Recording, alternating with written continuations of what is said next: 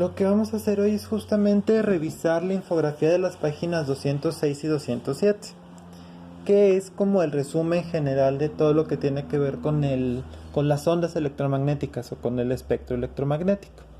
Ya ven que les mencionaba, justamente aquí lo vemos en esta imagen, cómo va cambiando esa longitud de onda. Acá arriba tenemos longitudes de onda muy pequeñitas que, si se alcanza a ver, que no estoy seguro que se alcanza a ver, dice 10 a la menos 25. Es decir, pues son, es que ya hemos visto, ¿no? O sea, ya estuvimos hablando, por ejemplo, de la constante de gravitación, que es por 10 a la menos 19, y decíamos que era una cantidad muy grande de ceros chiquitos, o de ceros después del punto. Aquí pues son menos 25, o sea, son todavía más. Son cantidades o son tamaños muy pequeñitos. Entonces, lo importante de esta escala que viene aquí justamente es este pedacito. O bueno, para iniciar, esto es lo más importante. Decir, solo, o sea, de todo el espectro tan grande que existe de ondas electromagnéticas, nosotros o nuestros ojos solo pueden percibir este cachito de aquí, la luz blanca. Toda la luz que vemos nosotros, toda la luz que reflejan los objetos o todos los colores que podemos observar se encuentran en este espectro de aquí, que es solo desde 10 a la 15 hasta 10 a la 14. No, perdón. De 10 a la menos 7 a 10 a la menos 6, menos 6 y cacho. Entonces es una porción muy pequeñita. Si es que me estoy equivocando porque aquí dice Hertz y acá dice, estos son la longitud de onda en metros. Entonces, o sea, aquí estamos hablando de la millonésima parte de un metro. Tan pequeñita. Y luego todavía, esa luz blanca que vemos, como ustedes lo dijeron también cuando hablaron del espectro electromagnético, del espectro de luz en la práctica que hicimos con el disco y la caja, cuando pasa a través de un prisma esta luz blanca se puede descomponer en varios colores y cada uno tiene su propia longitud de onda. Es justamente el experimento que hizo Newton. Entonces, por eso se forman los arcoíris, porque existe esta descomposición de la luz en las gotitas de agua en el cielo. Entonces, vemos que el que tiene la longitud de onda más pequeña de todas, pues es el color morado, o sea, es el más energético. Y el menos energético es el rojo, de todos los colores que podemos ver. Porque se acuerdan ayer que decíamos que era inverso. A mayor longitud de onda, menor energía, y a menor longitud de onda, mayor energía. Entonces, de todos los colores que vemos, el más energético es el violeta y el menos energético es el rojo. Y entonces pasamos a la otra parte del espectro en el que se divide hacia los lados y nos dice que cuando disminuimos la longitud de onda empezamos ya a hablar de radiación ultravioleta. Y por eso, o sea, si ven, el último color de la luz blanca es el violeta. Entonces por eso se le llama ultravioleta, o sea, más que el violeta. Y todavía si le agregamos más energía a esas ondas, los convertimos en rayos X. Y si le agregamos todavía más energía a esas ondas, los convertimos en rayos gamma. ¿Han escuchado hablar de los rayos gamma en ciencia ficción? En la aplicación práctica realmente todavía no se sabe muy bien todos los efectos que pueden tener los rayos gamma. Sabemos que cuando hablamos de estrellas o de explosiones en el espacio, mucha de la energía que se produce son rayos gamma. Justamente por esto, porque es una cantidad de energía muy grande con longitudes de onda muy pequeñas o frecuencias muy grandes. Y si nos vamos hacia abajo, hacia el otro lado, o sea, hacia acá arriba, la radiación ultravioleta la aplicamos, por ejemplo, para la desinfección. de agua. O sea, esta radiación ultravioleta tiene tanta energía que puede matar microorganismos. Y los rayos X pues los usamos justamente para las placas de rayos X, que aunque tienen mucha energía, por ejemplo, no pueden atravesar los huesos y por eso se forma la imagen.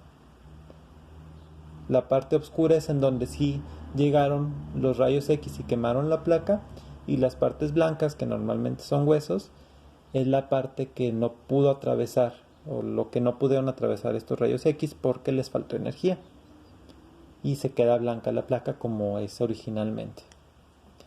Hacia el otro lado tenemos la radiación infrarroja. A ustedes ya no les tocó, pero en mis tiempos, los celulares viejitos o los celulares que empezaron a modernizarse después de los Nokia esos que quebraban pisos,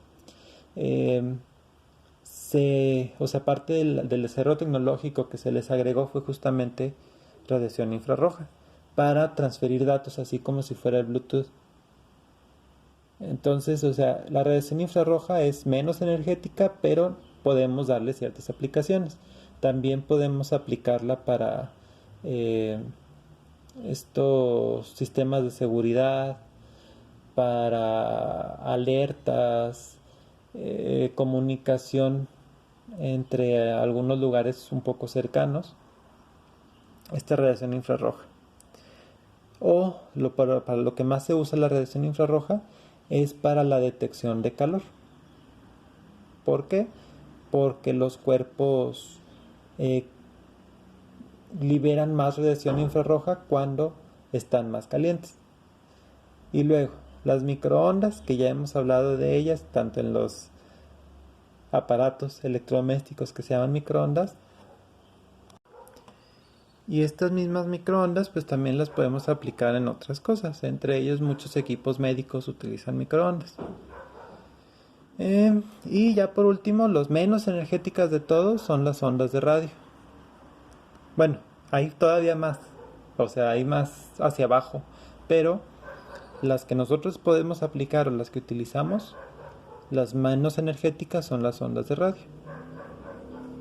Pero como tienen tanta longitud de onda, les permite viajar una distancia bastante grande, aunque no tan grande como las microondas que podemos utilizar para los celulares, por ejemplo.